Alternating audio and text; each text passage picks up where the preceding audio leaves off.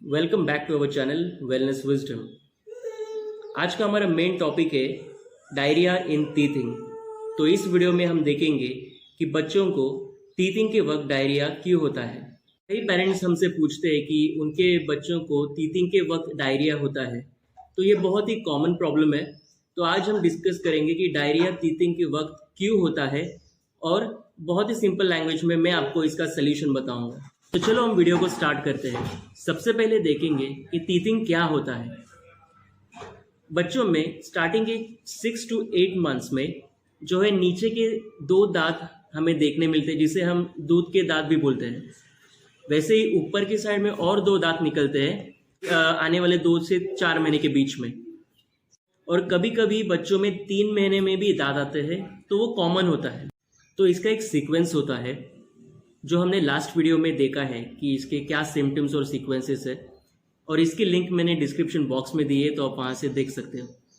तो जैसे कि मैंने आपको बताया, स्टार्टिंग के 3 महीने में या फिर 6 से 8 महीने में बच्चों के दांत आने की प्रक्रिया शुरू हो जाती है। तो ये प्रोसेस में होता क्या है, जब दांत मसूड़ों से बाहर आने की कोशिश करते हैं तो मसूड़े ब्रेक करके बाहर निकलते हैं, जिसके वजह से मसूड़ों में आप स्वेलिंग देख सकते हो और काफ़ी ज़्यादा इरिटेशन होता है, जिसके चलते बच्चों को कुछ चबाने की चाह निर्माण होती है और साइड में पड़ी कोई भी चीज़ें उठा के बच्चे जो है मुंह में चबाने स्टार्ट करते हैं, जिसके वजह से इन्फेक्शन जो है स्टमक में चला जाता है और स्टमक अपसेट होने के रीज़न से जो है डायरिया, लूज मोशन या फीवर होता है।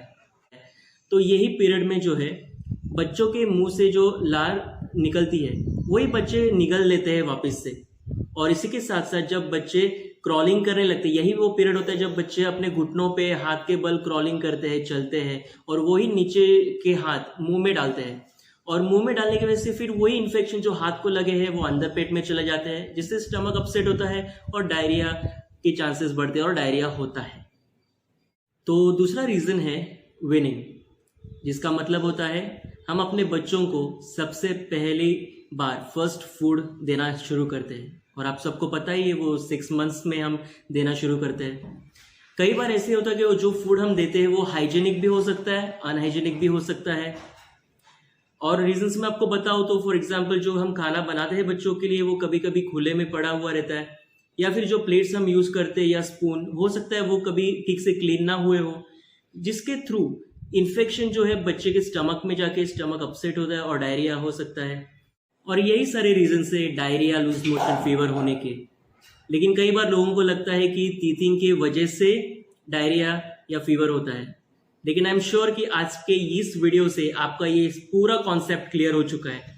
फिर भी अगर आपको और कोई क्वेश्चन है या और कोई डाउट्स है तो प्लीज़ हमारे कमेंट सेक्शन में आप अपने सारे डाउट्स लिख के मुझे सेंड कर सकते हो, और एज सुन एज पॉसिबल मैं आपको रिप्लाई दूंगा। तो आइए देखते हैं इसके लिए हम होम रेमेडीज जो आपके बच्चों के लिए बहुत ही हेल्पफुल होगा और उनको टीथिंग से रिलीफ मिलेगी। पहले थेरेपी है मसाज थेरेपी और प्रेशर थेरेपी। इसमें सबसे पहले मेक श्योर करना है कि आपके हाथों को आपको ठीक से धोना है, ठीक से क्लीन करना है। आपके जो नेल्स है वो ठीक से कट होने चाहिए। अगर स्पेशली मम्मीज के लिए अगर कोई नेल पेंट है तो नेल पेंट रिमूव कर देना है आपको। उसके बाद जो आपको करना है वो है ठंडा पानी लेना है, कोल्ड वाटर, और फिर अपने जो फिंगर को है कोल्ड वाटर में डुबाइए और ठीक से प्रेशर दीजिए सारे गम्स पे बेबीज के। ऐसे आपको प्रेशर देना है कोल्ड वाटर से। नेक्स्ट है आप हनी यूज़ कर सकते हो, और जो हनी ज़्यादा नहीं लेनी, थोड़ी सी इतनी सी लेनी है आपके फिंगर टिप्स पे बैठे उतनी। और आप घी का भी इस्तेमाल कर सकते हो उसी तरह से, और ठीक से पूरे गम्स को आप मसाज दे सकते हो बेबी के। और आपको जो मसाज देनी है वो आपको सर्कुलर मोशन में देनी है मसाज में। तो नेक्स्ट है यूजिंग ऑफ टीथर। अब टीथर 2 टाइप्स में अवेलेबल होता है, एक जो है वो नेचुरल और सेकंड जो मार्केट में इजीली अवेलेबल हो जाता है, जो सिलिकॉन का बेसली बना होता है। तो मैं आपको सबसे पहले बताऊंगा कि नेचुरल में किस तरह से आप यूज़ कर सकते हो। नेचुरल में सबसे पहले आप कैरेट या फिर कुकुम्बर, इसको ठीक से क्लीन करके ऊपर के छिलके निकाल के आप अपने बेबीज़ को चबाने के लिए दे सकते हो। लेकिन उससे भी बेहतरीन जो तरीका है, जो सेकेंड है ऑप्शन जो आपको इजीली अवेलेबल होता है मार्केट में, वो है सिलिकॉन का। तो मैं आपको बताऊंगा, इसको बोलते हैं मेश टीथर। ये तीतर जो आप इजीली ऐसे ओपन कर सकते हो, और ये ऊपर का पोर्शन जो है सिलिकॉन का बना होता है, तो अंदर यहाँ पे आप फ्रूट्स डाल सकते हो या कुकुम्बर या कोई भी फ्रूट्स डाल के पैक कर सकते हो और अपने बेबीज को चबाने के लिए दे सकते हो।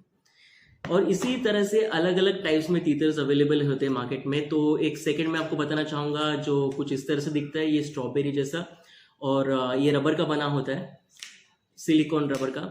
तो सबसे पहली बात, ये सारी चीज़ें जब आप बच्चों को यूज़ करने देते हो तो आपको घर में इसे क्लीन रखना है। क्लीन किस तरह रखे? अच्छे से पानी को बॉईल करें।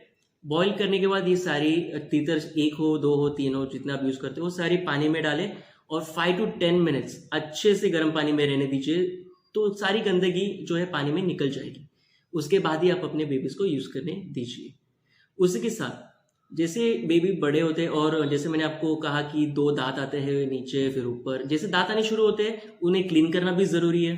तो उसके लिए ये सिलिकॉन का जो है आपको ब्रश मिलता है, और इसको आप, तो इससे आपकी बेबी के दांत भी क्लीन होंगे और साथ ही साथ मसाज भी हो जाएगा। तो ये सारी चीज़ें आपको मार्केट में इजीली अवेलेबल है। लेकिन अगर आपके बेबी को 2 या 3 वीक से ज़्यादा डायरिया हो रहा है, या और डायरिया में वेट लॉस हो रहा है, साथ ही साथ अगर आपके बच्चे को फीवर भी है और 2 या 3 दिन से ज़्यादा है, वो भी हाई ग्रेड फीवर, तो आपको आपके डॉक्टर को कंसल्ट करना ज़रूरी है। Thank you for watching our videos. तो मिलते हैं नेक्स्ट टाइम एक नए वीडियो के साथ। तब तक के लिए गुड बाय, टेक केयर।